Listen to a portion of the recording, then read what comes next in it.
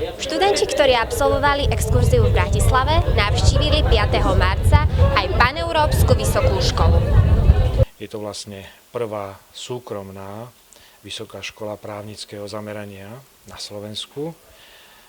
V tomto roku budeme oslavovať 10. výročie jej existencie.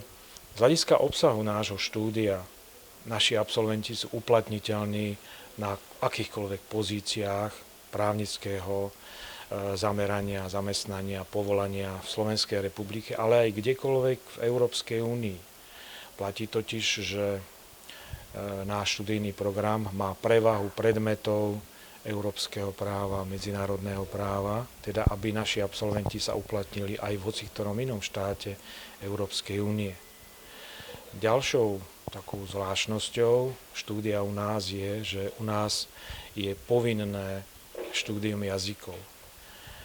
Štúdium jazykov, ale v tom vyššom leveli, čiže nie len tá všeobecná angličtina alebo všeobecná nemčina, ale je to právna komunikácia v cudzom jazyku alebo štúdium právnych textov v cudzom jazyku.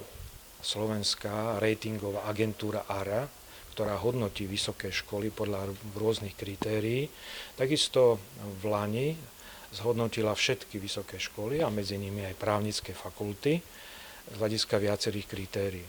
No a tu sa treba pochváliť, že napríklad v hodnotiacom kritérii, ktoré sa nazýva tzv. Exkluzivita štúdia, tam sa hodnotí uplatniteľnosť absolventov.